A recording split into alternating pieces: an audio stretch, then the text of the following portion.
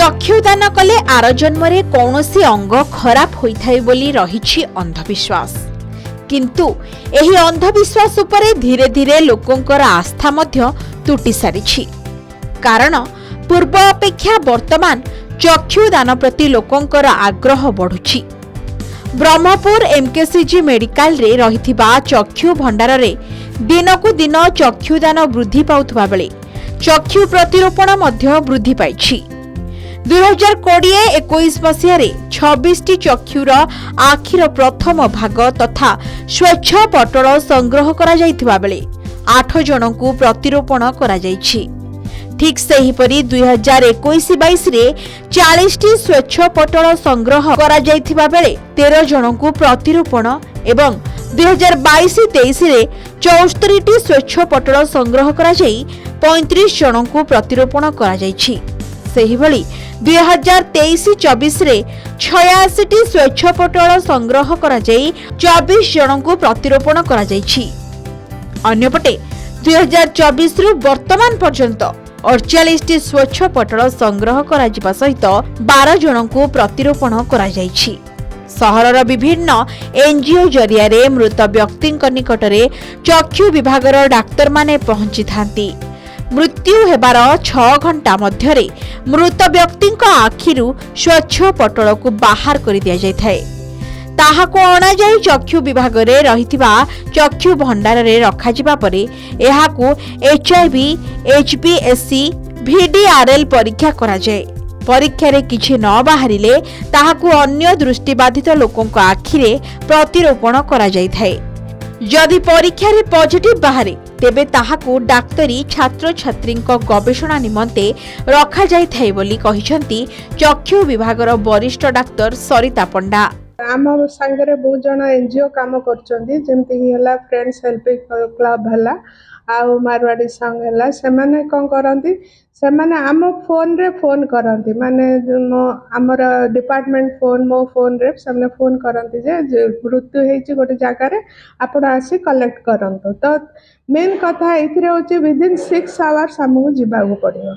आ विभिन्न कोण अनुकोण रो आमे आज पर्यंत करूछु। इवन गंजाम डिस्ट्रिक्ट रो पाखा आख जति हमर रेडियस अछि पाखरे जहार भी डेथ हमें शुणुछु 6 आवर्स भितर हमर पीजी पिला माने किट नै कि जानती माने विभिन्न इंस्ट्रूमेंट्स तापाई स्पेशल इंस्ट्रूमेंट अछि जोडा कि आमे कर्नियाटा मृत्यु परे से लोकर आनि पारिबो।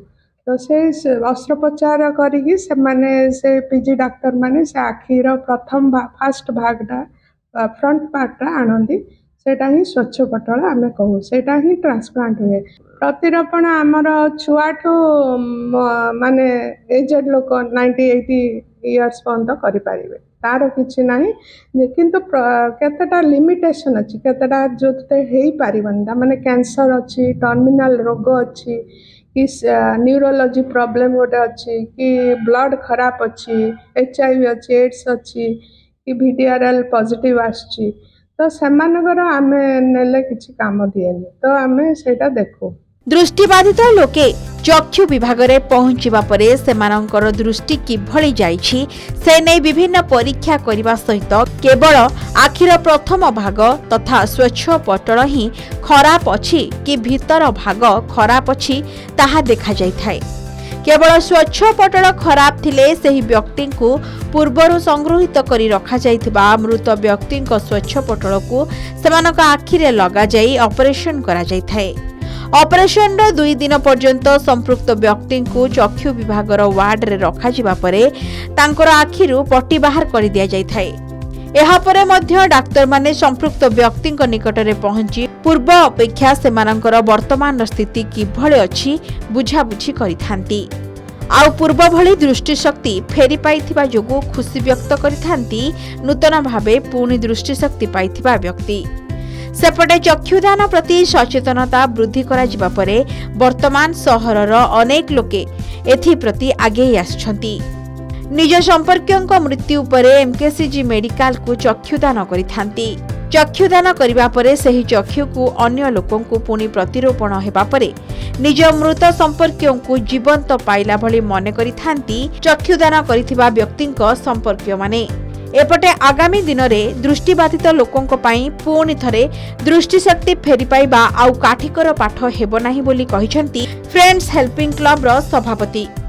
वर्ष तले कौन होइतिला धान आज ताପରେ तापर आउथरे मेडिकल गाइली आ मेडिकल आइलु आउथरे मैडम देखैली जे बोर्डथरे हेतिली आउथरे हली आउथरे कमिलानी आउथरे आइलु हला कौन कराला अन्य जन आखि पड़ला आखि पड़ू टिके देखा जाउची आ अब सुनी काम कर बारे एठी काम करि करि आ कौन को केती खुशी खुशी होइची आ हैं मेडिकल रे खुशी हली आ केती दुखला तुमको एबे टिके दोची तो आगुरु काम कर बन अब आगरो काम करबो केते दिन तले मो मदर एक्सपायर हे जितिले एट द एज ऑफ 69 आ ताके इच्छा अनुसार आई डोनेशन करा हैला through friends helping club and MKC medical college एबे हमें जानिल जे से आई काहा को दिहा आइची से झियो पाकर हम जाय करी आमे ताके आखिरु हम मां को देखुछु ए सैटिस्फैक्शन हमको अछि।